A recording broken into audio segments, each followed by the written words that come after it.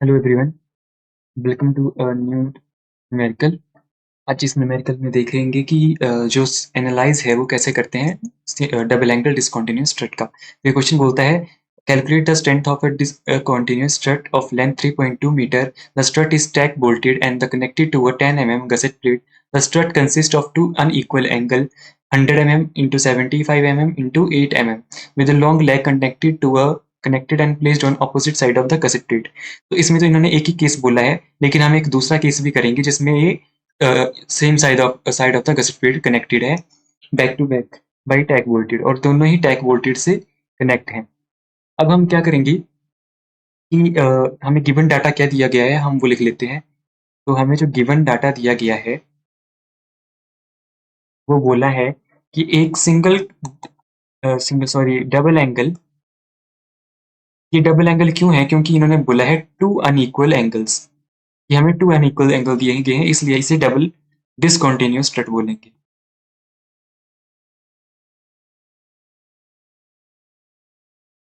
अब इस double discontinuous strut में हमें क्या दिया गया है? लेंथ दी गई है। लेंथ कितनी है? 3.2 मीटर। और जो थिकनेस ऑफ गसेट प्लेट है वो हमें दी गई है 10 mm TG। और जो अनइक्वल एंगल है, एंगल जो है वो दिया गया है 100 mm इंटू 75 इंटू 8 mm। ये एक एंगल कितना है? इसकी एक साइड जो है वो ये वाली 100 की है, ये वाली यहाँ से यहाँ तक की 100 mm की। और जो ये यहाँ से यहाँ तक है, ये कितनी है? 75। और जो इसकी थिकनेस दी गई है वो कितनी है? 8 mm। अब हमने क्या करना है? हमने निकालना है कि इसमें जो हम सिंगल एंगल का यूज़ करते थे, सिंगल एंगल का यूज़ हम करते थे जब लोड हमारा कम हो, लेकिन अब जब लोड बढ़ जाए तो हमें क्या करनी पड़ती है? आर मिनिमम की वैल्यू जो है वो लार्ज लेनी पड़ती है।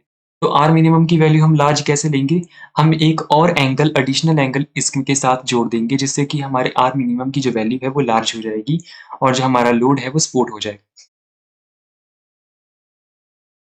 तो अब क्या करेंगे हम? फॉर सिंगल एंगल, एक सिंगल एंगल के लिए, इस एंगल 1 के लिए हम डाटा लिख लेते हैं स्टील टेबल से। तो अब हम देखें हमारे पास जो स्टील टेबल से डाटा है, हमने केस 1 लिया है। केस 1 हमारा क्या है? जब जो गसेट प्लेट के अपोजिट साइड में जब हमारे एंगल प्लेस्ड हो, तो हमारा पहला केस है कि opposite side of the gusset plate में हमारे एंगल प्लेस्ड है, और इसका जो हमने स्टील टेबल से आई एस से 100/75 इंटू 8 mm का जो भी डाटा था, जैसे एरिया, वो हमने नोट डाउन कर लिया है। सी एक्स एक्स, सी वाई वाई, आई वाई वाई, आई एक्स एक्स और आई वाई वाई, और सी एक्स एक्स और सी वाई वाई। तो पहले हम केस 1 के लिए देखते हैं। हमारे पास एरिया दिया हुआ है। अब हमने क्या निकालना है? हमने निकालना है कंबाइंड एरिया। तो कंबाइंड एरिया कितना आ जाएगा इस केस के लिए? क्योंकि हमारे पास दो एंगल अटैच हैं, तो 2 इंटू एक एंगल का area, that is 2672 mm square. अभी एक एंगल का आया, दो एंगल का आ गया है। अब वैसे ही जब ऐसे जैसे हमने कंबाइंड एरिया निकाला, वैसे ही हम निकालेंगे कंबाइंड आई एक्स एक्स। हम अब देख रहे हैं along in the direction of, in x x direction, in x x direction, x x direction के अलोंग हम कंबाइंड आई एक्स एक्स देख रहे हैं, मोमेंट ऑफ इनर्शिया। तो वो हमारा हो जाएगा, आई एक्स एक्स का हो जाएगा हमारा आई एक्स एक्स इंटू 2, जो कि है आई एक्स एक्स कितना है हमारा? 131.6 इंटू 10⁴ इंटू 2।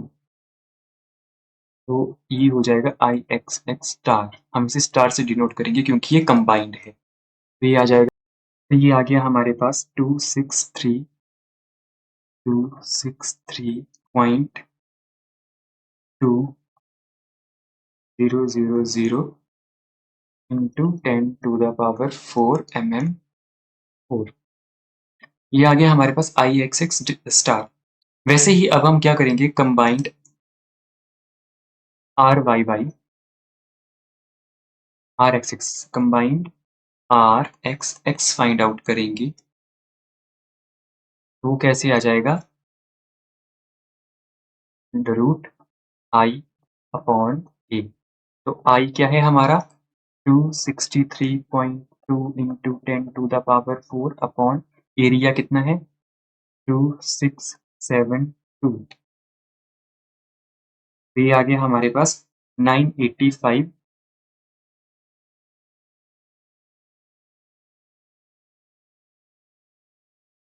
0.02। इसका हम अंडर रूट कर दें तो आ जाएगा हमारा 31.38 अब इस 38 को मैं अगर राउंड ऑफ करके लिखूं तो मेरा जो आर एक्स एक्स है वो किसके इक्वल है, 31.4 जो कि इक्वल है मेरे आर एक्स एक्स के 31.4। तो मुझे ये नीड तो नहीं थी, अगर मैं डायग्राम देखूं तो जो मेरा आर एक्स एक्स है वो इसी डायरेक्शन में होगा, इसका भी और इसका भी, दोनों एंगल का जो आर एक्स एक्स है वो एक ही डायरेक्शन में क्या है, एक ही साथ जो है अलोंग कर रहा है, एक्ट कर रहा है, दोनों एंगल का एक ही जगह पे एक्ट कर रहा है, यहाँ इस पॉइंट पे। बट जो वाई वाई है वो इसका यहाँ एक्ट कर रहा है और इसका यहाँ एक्ट कर रहा है, मुझे उसको यहाँ एक्ट करवाना है, यहाँ सेंटर में। मैं जो चाहता हूँ वो चाहता हूँ कि आई वाई वाई जो है वो भी सेंटर में एक्ट करे, जैसे हमारा सी एक्स एक्स एक्ट कर रहा है एक ही पोजीशन पर। वैसे ही मैं चाहता हूँ कि जो वाई वाई है वो यहाँ से उठ के यहाँ चला आए। तो अब मैं नेक्स्ट कैलकुलेशन देखते हैं आर वाई वाई के लिए।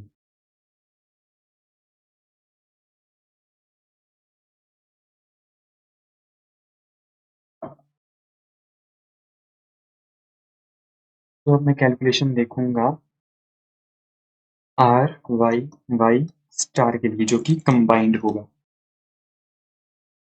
तो कंबाइंड आर वाई वाई कैसे आएगा मेरे पास, जब मेरे पास कंबाइंड आई वाई वाई आ जाएगा। कंबाइंड आई वाई वाई कैसे आएगा, कंबाइंड आई वाई वाई के लिए इस एंगल का आई वाई वाई कहाँ है, यहाँ पे सेंटर ऑफ ग्रेविटी यहाँ एक्ट कर रही है, और इसका जो है यहाँ पे है। तो मैं चाहता हूँ कि ये यहाँ से यहाँ चला आए, और ये वाला जो है यहाँ से यहाँ चला आए सेंटर में। तो सेंटर में लाने के लिए मैं क्या कर रहा हूँ, मैं यूज करूंगा पैरेलल एक्सिस थ्योरम। तो वाई पैरेलल एक्सिस थ्योरम, मैं क्या कर रहा हूँ, हमारी पैरेलल एक्सिस थ्योरम क्या बोलती है कि जो अगर आप किसी चीज का जो मोमेंट ऑफ इनर्शिया है उसको उसकी एक्सिस के अबाउट से किसी दूसरी एक्सिस के अबाउट में लाना चाहते हैं, तो आप क्या करेंगे, आप फॉर्मूला नोट डाउन करेंगे, I Y Y about that axis plus area into distance का स्क्वायर। ये आपकी पैरेलल एक्सिस थ्योरम है। तो यहाँ पे मेरा आर आई वाई वाई क्या है, आई वाई वाई क्या है, आई वाई वाई है आपका 63.3। तो 63.3 इंटू 10⁻⁴ प्लस एरिया कितना है, एरिया है एक एंगल का मेरा 1336 इंटू इंटू क्या कर दूंगा मैं, आर, आर यानी डिस्टेंस, इस एक्सिस से इस एक्सिस तक की डिस्टेंस। तो वो कैसे आ जाएगी मेरे पास, यहां से यहां तक, यहां से लेके यहां तक की डिस्टेंस क्या है, सी वाई वाई, और यहां से यहां तक की क्या है, टी जी बाई 2, मतलब गसेट प्लेट की थिकनेस बाई 2। तो वो मैं यहाँ पुट करता हूँ, तो मेरे पास सी वाई वाई कितना है, C Y Y plus T G Y 2 का स्क्वायर। और ये तो मेरे पास आया I Y Y star combined, I Y Y combined आया एक एंगल का। अब मुझे दूसरे एंगल का भी चाहिए तो मैं इसे 2 से मल्टीप्लाई कर दूंगा। अब मैं क्या करूंगा, इसका इसमें वैल्यूज पुट करूंगा 63.3 इंटू 10⁴ प्लस 1336 इंटू सी वाई वाई कितना है, सी वाई वाई है आपका 18.7, 18.7 प्लस टी जी कितना है आपका 10/2, ये आपकी डिस्टेंस है इंटू 2। तो जो मेरा आई वाई वाई स्टार है कितना आ गया 276, 276.6 इंटू 10⁴ mm4। ये आपके पास आ गया आई वाई वाई।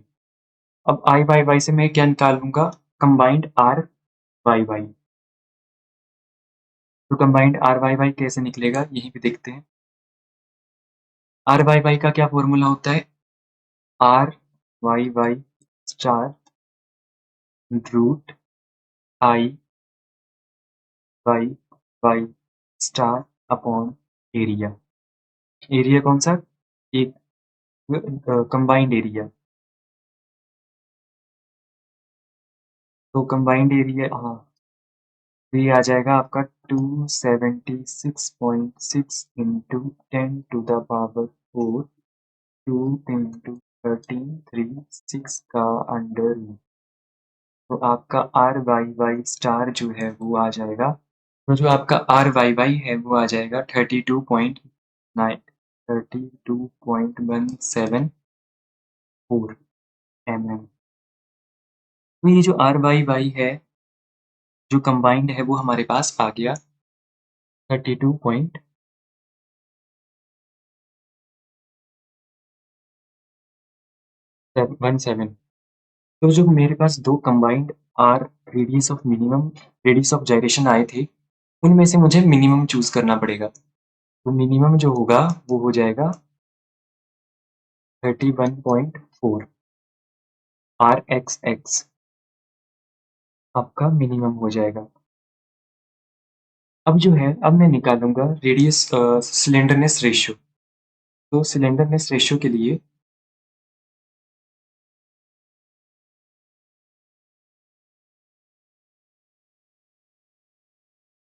सिलेंडरनेस रेशियो हमारी होती है के एल अपॉन आर।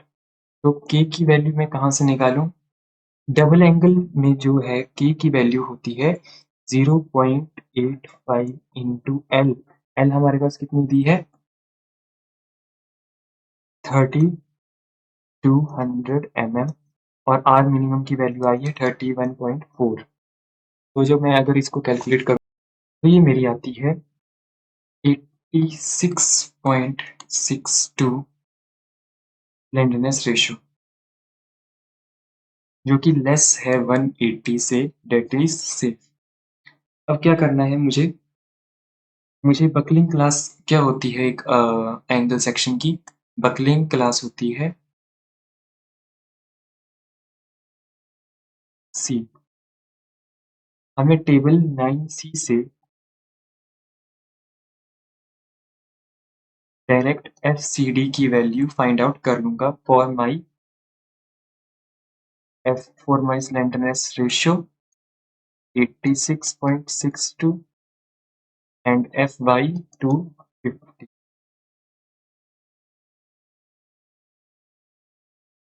तो यहाँ पे टेबल 9C में मेरे को स्लेंडरनेस रेशियो 80 के लिए जो वैल्यू दी गई है वो है 136, और जो 86 के लिए जो स्लेंडरनेस रेशियो हमने फाइंड आउट की उसके लिए हमें FCD की वैल्यू कैलकुलेट करनी है, और जो 90 SR के लिए है वो है 121। तो अब हम इंटरप्रिटेशन करेंगे। इंटरप्रिटेशन कैसे करते हैं, 90 मतलब 90 माइनस 80 डिवाइड में, मतलब बड़े में से छोटे को माइनस किया और फिर बड़े में से 90 माइनस जो आपको चाहिए 86.62। इज इक्वल टू जैसे बड़े में से लास्ट में से -136, तो जो लास्ट में आपने लिखा होगा उसमें से आपने पहले वाले को माइनस कर देना और फिर 121 माइनस FCD कितना है आपका, FCD हमने निकालना है। तो अब इंटरपोलेटेशन अगर आप करें तो आपके पास सॉल्व करके FCD की वैल्यू आ जाएगी।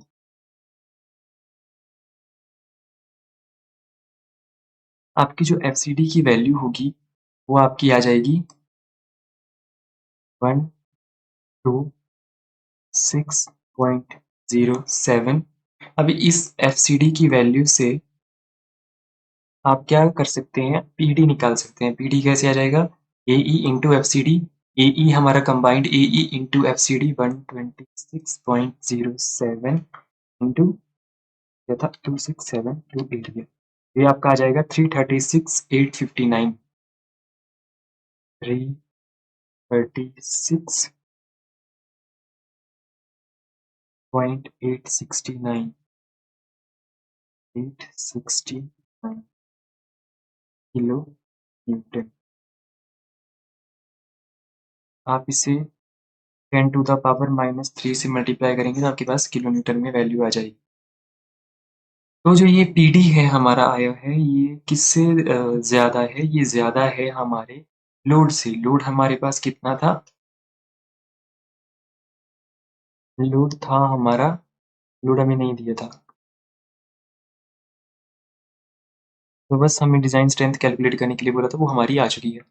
ये तो था हमारा उस अरेंजमेंट के लिए जब हमारा ये अपोजिट साइड में कनेक्टेड हों।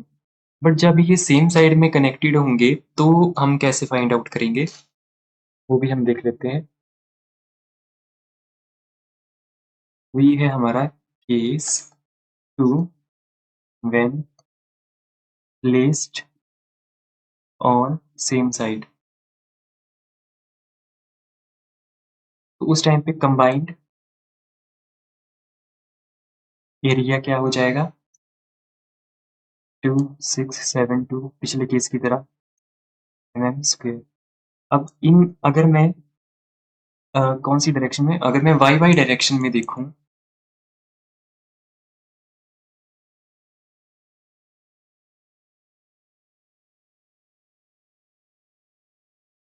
अब इस केस में अगर आप देखें तो जो दोनों एंगल हैं, जो दोनों ही एंगल हैं उनका जो सी वाई वाई है, उनका जो ये सी वाई वाई है, ये कहाँ, दोनों का सी वाई वाई कहाँ एक्ट कर रहा है, एक सेम पॉइंट पे एक्ट कर रहा है। सी वाई वाई से इतने सी वाई वाई डिस्टेंस पे एक्ट कर रहा है इस पॉइंट पे।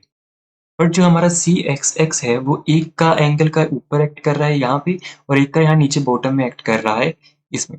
अब यहाँ पे हमें पैरेलल एक्सिस लगानी पड़ेगी, हमें ये वाली एक्सिस यहाँ को खींचनी पड़ेगी और ये वाली एक्सिस जो है यहाँ को खींचनी पड़ेगी।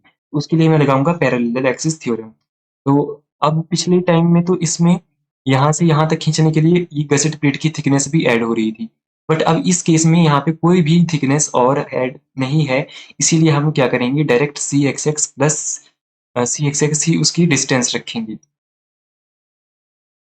तो अभी हम करके देखते हैं। पर पिछले केस में जब हमने देखा था तो दोनों का जो सी एक्स एक्स था वो एक ही डायरेक्शन में था और उनका आर वाई वाई जो था वो सेम आया था। और हम ये सारी कहानी किस लिए कर रहे हैं, ताकि हम आर रेडियस ऑफ जाइरेशन प्राप्त कर सकें अबाउट वाई वाई और एक्स एक्स डायरेक्शन में। तो यहाँ पे क्या है, यहाँ पे सी वाई वाई तो अलग अलग है, लेकिन मतलब कि एक्स एक्स डायरेक्शन जो है वो क्या है, बदल चुकी है दोनों की। लेकिन जो वाई वाई डायरेक्शन है वो सेम है। पिछले केस में वाई वाई डायरेक्शन जो थी वो सेम नहीं थी, हमने वो सेम की थी, और सी एक्स एक्स जो थी वो सेम थी। बट इसमें वाई वाई सेम है, और हमने देखा था कि जब सी एक्स एक्स सेम था तो जो हमारा आर वाई वाई की वैल्यू थी वो सेम आई थी। तो यहाँ पे वाई वाई सेम है, तो हमारी जो आर वाई वाई की वैल्यू है वो सेम रहेगी। मैं लिख सकता हूँ कि जो आर वाई वाई की वैल्यू वो उतनी ही रहेगी। कितनी, आर वाई वाई की वैल्यू कहाँ है, आर वाई वाई की वैल्यू है 31.4।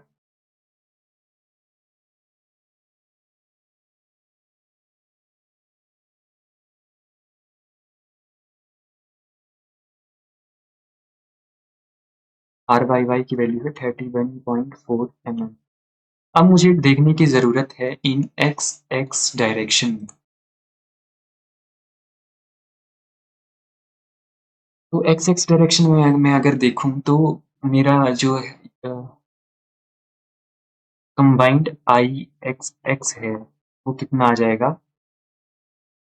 तो मुझे उसके लिए पैरेलल एक्सिस थ्योरम लगानी पड़ेगी। I X X about own axis plus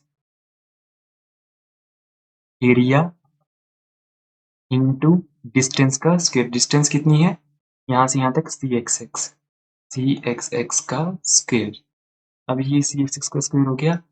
अब इसको क्या करना है? पूरे को 2 से मल्टीप्लाई कर देना है, क्योंकि ये 1 का निकला। अब 2 का निकलने के लिए 2 से मल्टीप्लाई कर देंगे। तो आई वाई वाई कितना है? आई एक्स एक्स कितना है?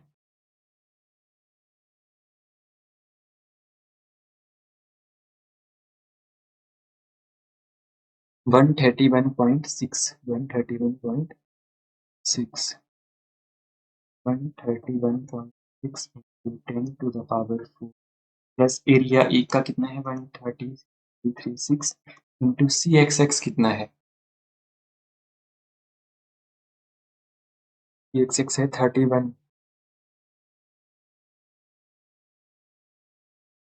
इंटू 31 का स्क्वायर। ये टर्म है, ये अलग टर्म है, इंटू 2। अब जब मैं इसको कैलकुलेट करूँ, ये मेरे पास आता है 519.97 into 10 to the power 4 mm4। अब वैसे ही मैं यहाँ पे भी क्या कैलकुलेट कर लूँगा? आर कैलकुलेट कर लूँगा। तो आर एक्स एक्स कंबाइंड जो निकलेगा वो कितना आ जाएगा? एक आर वाई वाई जो था कंबाइंड वो यही रहना था, क्योंकि कंबाइंड का यही है, क्योंकि ये कंबाइन होके भी एक ही जगह पे एक्ट कर रहा है। बट ये कंबाइन इसको करना पड़ेगा बाय पैरेलल एक्सिस थ्योरम। तो ये आ जाएगा आई अपॉन ए। आई कितना आया? 519.7 इंटू 10 टू द पावर 4 और एरिया दोनों का कंबाइंड। कंबाइंड एरिया कितना है? 2672 डिवाइडेड। ये आ जाएगा 44 44.113। ये आ गया आपका आर एक्स एक्स। अब आपके पास जो है वो एक आर वाई वाई है और एक आर एक्स एक्स। आपका कितना आया? 41.113। इनमें से आपको मिनिमम लेना है, तो वो आएगा आपका 31.4। 31.4। तो जो आपका आर मिनिमम है,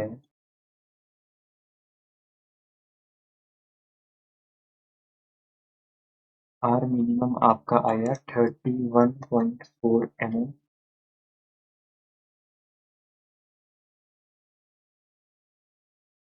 सॉरी, एक मिनट, यहाँ पे ध्यान दें। हमारा जो आर वाई वाई था वो था 21.8।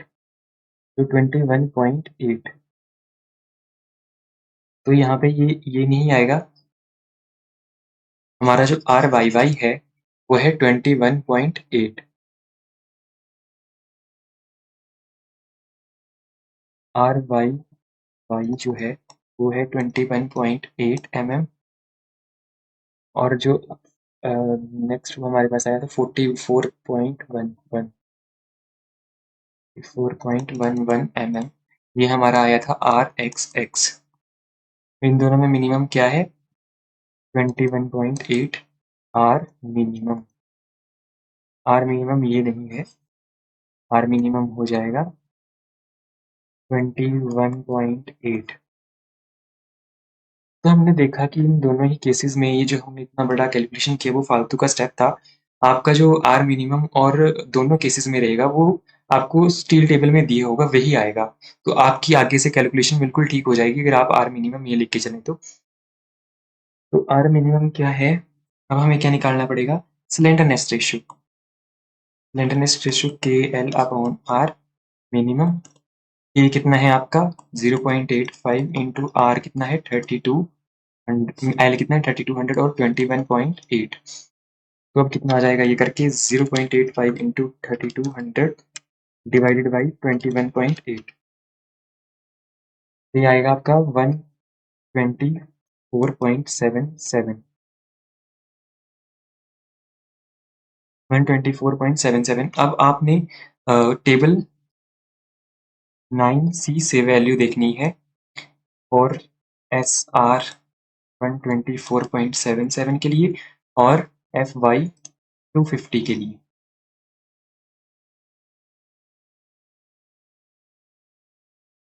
तो मैं अगर देखूं तो यहाँ पे मेरी 120 जो SR की वैल्यू है उसके लिए जो FCD की वैल्यू है वो है 83.7 और 124 के लिए हमें निकालनी है और 130 के लिए 74.3। तो अब मैं इंटरप्रिटेशन करूं तो 130 minus 120 divided by 130 minus 124.77 is equal to 74.3 minus 83.7 और 74.3 माइनस FCD। तो यहाँ से अब मेरी FCD की वैल्यू आ जाएगी। यहाँ पे आपकी FCD जो है वो 79.21 न्यूटन आ चुकी है। 79.21 जब मैं इसमें पुट कर दूं ED की वैल्यू में तो मेरे पास कितना आ जाएगा, तो आ जाएगा ये 211.665 किलो न्यूटन। तो ये डिजाइन स्ट्रेंथ तब आएगी जब ये सेम साइड में कनेक्टेड होंगी। आई होप आपको समझ में आया होगा। Thank you for watching, stay tuned.